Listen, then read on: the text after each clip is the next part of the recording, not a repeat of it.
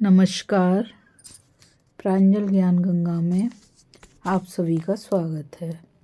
हम संक्षिप्त महाभारत का पाठ कर रहे हैं, जिसमें कि शांति पर्व चल रहा है। हमने कथा में युधिष्ठिर का धर्म विषयक प्रश्न और भीष्म जी का उसके उत्तर में जांजलि तथा तुलाधार वैश्य का संवाद सुनाने की कथा को पढ़ा था।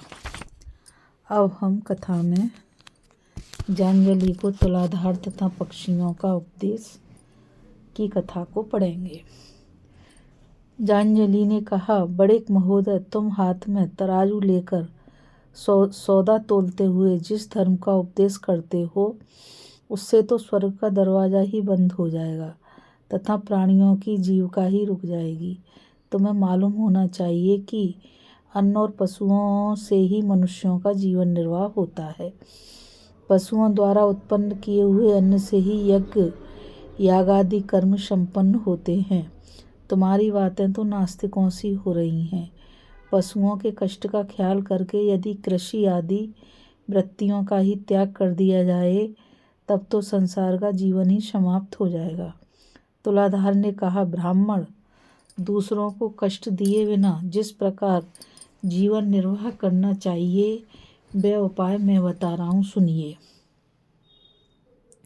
आप मुझे नास्तिक बता रहे हैं, पर मैं नास्तिक नहीं हूँ और न यज्ञ की निंदा ही करता हूँ। यज्ञ उत्तम कर्म है, किंतु उसके स्वरूप को ठीक ठीक जानने वाले लोग दुर्लभ हैं। ब्राह्मणों के लिए जिस यज्ञ का विधान है, उसको मैं प्रणाम करता हूँ तथा उस यज्ञ को जानने वाले ब्राह्मणों के चरणों में भी शीश झुकाता हूँ। खेद है कि इस समय ब्राह्मण लोग अपने यज्ञ का परित्याग करके क्षत्रियोचित यज्ञों के अनुष्ठान में प्रवृत्त हो रहे हैं। धन कमाने के प्रयत्न में लगे हुए बहुत से लोभी और नास्तिक पुरुषों ने वैदिक वचनों का तात्पर्य न समझकर सत्य से प्रेरित होने वाले मिथ्या यज्ञों का प्रचार किया है। शुभ कर्म के द्वारा जिस भविष्य का संग्रह किया जाता है, उसी के होम से देवता प्रसन्न होते हैं। शास्त्र के कथनानुसार नमस्कार, स्वाध्याय और अन्न रूप भविष्य के द्वारा देवताओं की पूजा हो सकती है। जो लोग कामना के वशीभूत होकर यज्ञ करते, तालाब खुदवाते या बगीचे लगवाते हैं, उनसे उन्हीं की तरह कामना रखने वाली संतान उत्पन्न होती है। लोभी की संतान लोभी और समदर्शी की संतान समदृष्टि रखने वाली होती है। यजमान और ऋत्विक स्वयं जैसे होते हैं, उनकी प्रजा भी वैसी ही होती है। जिस प्रकार आकाश से निर्मल जल की वर्षा होती है, उसी प्रकार शुद्ध भाव से किए हुए यज्ञ से योग्य प्रजा की उत्पत्ति होती है। विप्रवर अग्नि में डाली हुई आहुति सूर्यमंडल में पहुँचती है। सूर्य से जल की वृष्टि होती है, वृष्टि से अन्न उपजता है और अन्न से संपूर्ण प्रजा जन्म तथा जीवन धारण करती है। पहले के लोग कर्तव्य पालन की दृष्टि से यज्ञ याग आदि में प्रवृत्त होते थे। उनमें कोई कामना नहीं, मन में कोई कामना नहीं रखते थे, इसलिए उनकी संपूर्ण कामनाएं स्वतः पूर्ण हो जाती थीं। पृथ्वी से बिना जोते ही काफ़ी अन्न पैदा होता तथा जगत की भलाई के लिए उनके शुभ संकल्प से ही वृक्ष और लताओं में फल फूल लगते थे। वे यज्ञ तो करते थे, पर अपने को उसका कोई फल मिलता है इसका विचार भी नहीं करते थे। जो मनुष्य यज्ञ से कोई फल मिलेगा या नहीं, ऐसा संदेह लेकर यज्ञ में प्रवृत्त होते हैं, वे धन चाहने वाले लोभी, धूर्त और दुष्ट हैं। ऐसे लोगों को अपने अशुभ कर्म के कारण पापियों को मिलने वाले लोकों में जाना पड़ता है। जो प्रमाणभूत वेद को अपने कुतर्क से अप्रामाणिक बताने का दुस्साहस करता है, वह मूर्ख और पापात्मा है तथा उसे भी पापियों के लोकों की ही प्राप्ति होती है।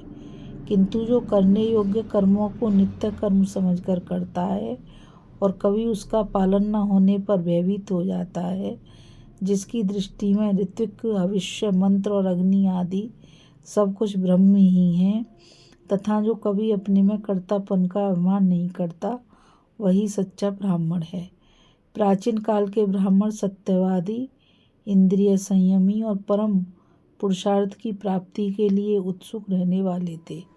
उनकी धन पाने की प्यास बुझ गई थी। वे त्यागी, ईर्ष्या रहित, देह और आत्मा के तत्व को जानने वाले, आत्मयज्ञ में स्थित तथा प्रणव के जप में तत्पर रहने वाले थे। स्वयं संतुष्ट रहकर दूसरों को भी संतुष्टि और संतोष देते थे। ब्रह्म सर्वात्मक है, संपूर्ण देवता उसी के स्वरूप हैं। वह ब्रह्मवेत्ता के भीतर स्थित होता है, इसलिए उसके तृप्त होने पर संपूर्ण देवता तृप्त हो जाते हैं। जैसे सब प्रकार के रसों से तृप्त मनुष्य को कुछ भी नहीं भाता, उसी प्रकार जो ज्ञानानंद से परिपूर्ण है, उसे सदा तृप्ति बनी रहती है। वह विषय सुखों को प्राप्त करना नहीं चाहता। जिनका धर्म ही आधार है, जो धर्म में ही सुख मानते हैं तथा जिन्होंने संपूर्ण कर्तव्य और अकर्तव्य का निश्चय कर लिया है, वे ज्ञानी पुरुष ही परमात्मा के स्वरूप को ठीक ठीक जान पाते हैं। भवसागर से पार उतरने की इच्छा रखने वाले ज्ञान विज्ञान संपन्न महात्मा लोग अत्यंत पवित्र और पुण्यात्माओं से सेवित ब्रह्मलोक को प्राप्त होते हैं, जहाँ जाकर किसी को शोक नहीं करना पड़ता, जहाँ से गिरने का डर नहीं रहता, जहाँ किसी तरह की पीड़ा या व्यथा नहीं होती। वे सात्विक महापुरुष स्वर्ग नहीं चाहते, यश और धन के लिए यज्ञ नहीं करते तथा सत्पुरुषों के मार्ग का अवलंबन करते हैं। उनके द्वारा अहिंसा प्रदान यज्ञों का अनुष्ठान होता है। वे वनस्पति, अन्न और फल मूल को ही हविष्य मानते हैं। फल की इच्छा रखने वाले लोभी ऋत्विज उनका यज्ञ नहीं कराते। ज्ञानी ब्राह्मण अपने को ही यज्ञ का उपकरण मानकर मानसिक यज्ञ का अनुष्ठान करते हैं। जिन्होंने कर्म का त्याग कर दिया है, वे भी लोक संग्रह के लिए मानसिक यज्ञ में प्रवृत्त रहते हैं। लोभी ऋत्विज तो ऐसे लोगों का ही यज्ञ कराते हैं जो मोक्ष की इच्छा नहीं रखते। साधु पुरुष अपने धर्म का आचरण करते हुए ही प्रजा को स्वर्ग की प्राप्ति का उपाय बताते हैं। सत्पुरुषों के बर्ताव के अनुसार मेरी बुद्धि भी सर्वत्र समान भाव ही रखती है। सिद्ध संकल्प ज्ञानी महात्माओं की इच्छा होते ही बैल स्वयं गाड़ी में जुतकर उनकी सवारी ढोने लगते हैं तथा दूध देने वाली गौएं सब प्रकार के मनोरथ सिद्ध करती हुई दुग्ध प्रदान करती हैं। जिसके मन में कोई कामना नहीं है, जो किसी फल की इच्छा से कर्मों का आरंभ नहीं करता, नमस्कार स्तुति से अलग रहता है, जिसके कर्म बंधन क्षीण हो गए हैं, उसी पुरुष को देवता लोग ब्राह्मण मानते हैं।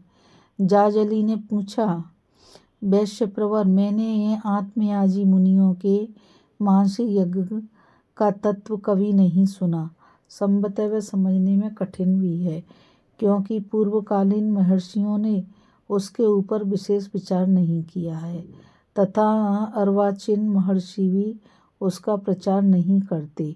ऐसी स्थिति में दुर्बोध होने के कारण अविवेकी मनुष्य तो मानसिक यज्ञ का अनुष्ठान कर ही नहीं सकते। फिर उनकी क्या गति होती है? वे किस कर्म से सुख पा सकते हैं, यही बताओ।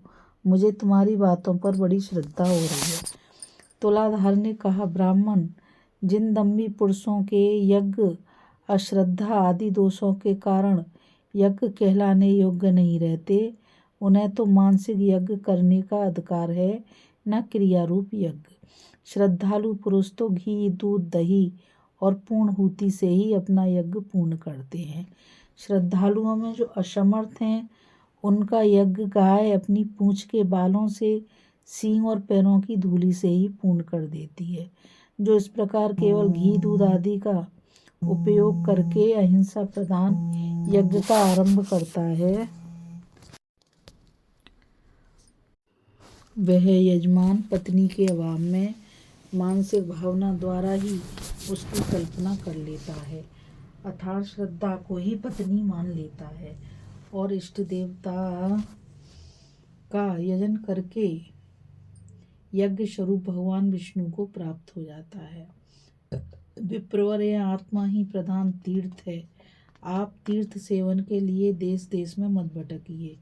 जो मेरे बताए हुए अहिंसा प्रधान धर्मों का आचरण करता है उसे उत्तम लोकों की प्राप्ति होती है। ब्राह्मण, मैंने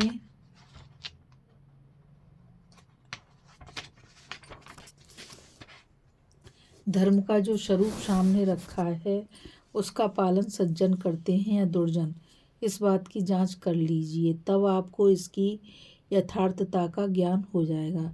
देखिए, ये जो बहुत से पक्षी आकाश में उड़ रहे हैं सब आपके मस्तिष्क से उत्पन्न हुए हैं। इस समय अपने हाथ पैर समटकर घोंसलों में प्रवेश करने के लिए दौड़े जाते हैं।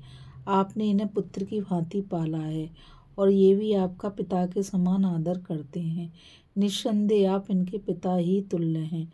अतः इन्हें बुलाइए और इन्हीं के मुख से अहिंसा प्रधान धर्म की महिमा सुनिए। भीष्म जी कहते हैं, तुलाधार की बात सुनकर जहाजली ने उन पक्षियों को बुलाया। तब वे आकर धर्म का उपदेश करने के लिए मनुष्य की भांति स्पष्ट वाणी में बोलने लगे। ब्राह्मण, हिंसा और उसकी भावना से रहित होकर जो कर्म किए जाते हैं वे इस लोक और परलोक में भी कल्याणकारी होते हैं। हिंसा श्रद्धा का नाश करती है और नष्ट हुई श्रद्धा हिंसक मनुष्य का सर्वनाश कर डालती है। जो लाभ हानि में समान भाव रखने वाले श्रद्धालु, संयमी और शांत चित्त हैं तथा कर्तव्य समझकर यज्ञ का अनुष्ठान करते हैं, उन्हीं का यज्ञ सफल होता है। श्रद्धा सबकी रक्षा करती है, उसके प्रभाव से विशुद्ध जन्म प्राप्त होता है। ध्यान और जप से भी श्रद्धा का महत्व अधिक है। यदि कर्म में वाणी के दोष से मंत्र का ठीक उच्चारण ना हो सके और मन की चंचलता के कारण इष्ट देवता के ध्यान में विपेक्ष आ जाए तो भी यदि श्रद्धा हो तो वह उस दोष को दूर कर देती है। किंतु श्रद्धा के न रहने पर केवल मंत्रोच्चारण और ध्यान से ही कर्म की पूर्ति नहीं होती। श्रद्धाहीन कर्म व्यर्थ हो जाता है। इस विषय में प्राचीन वृत्तांतों को जानने वाले लोग ब्रह्मा जी की कही हुई गाथा सुनाया करते हैं, जो इस प्रकार है। पहले दो देवता लोग श्रद्धाहीन पवित्र और पवित्रताहीन श्रद्धालु के द्रव्यों को एक सा ही समझते थे। इसी प्रकार वे कृपण वेदवेत्ता और महादानी सूदखोरों के अन्न में भी कोई अंतर नहीं मानते थे। एक बार यज्ञ में उनके इस बर्ताव को देखकर प्रजापति ब्रह्मा जी ने कहा, देवताओं, तुम्हारा यह विचार ठीक नहीं है। वास्तव में उदार का अन्न उसी की श्रद्धा के कारण पवित्र होता है और कंजूस का अश्रद्धा से दूषित। अतः श्रद्धाहीन और कंजूस की अश्रद्धा से दूषित, अतः श्रद्धाहीन पवित्र की अपेक्षा पवित्रताहीन श्रद्धालु का ही अन्न ग्रहण करने योग्य है। इसी प्रकार वेदवेत्ता और सूदखोर में से वेदवेत्ता का ही अन्न श्रद्धापूत एवं ग्राह्य है। सारांश यह है कि उदार का ही अन्न भोजन करना चाहिए, कृपण एवं सूदखोर का नहीं। जिसमें श्रद्धा नहीं वह देव यज्ञ का अधिकारी नहीं है। धर्मज्ञों ने उसी के अन्न को अग्राह्य बतलाया है। अश्रद्धा सबसे बड़ा पाप है और श्रद्धा पाप से मुक्त करने वाली है। जैसे सांप अपनी पुरानी केंचुल को छोड़ता है, उसी प्रकार श्रद्धालु पुरुष पाप का परित्याग कर देता है। श्रद्धा होने के साथ ही साथ पापों से निवृत्त हो जाना सब पवित्रताओं से बढ़कर है। जिसके रागादि दोष दूर हो गए हैं वह श्रद्धालु पुरुष ही वास्तव में पवित्र है।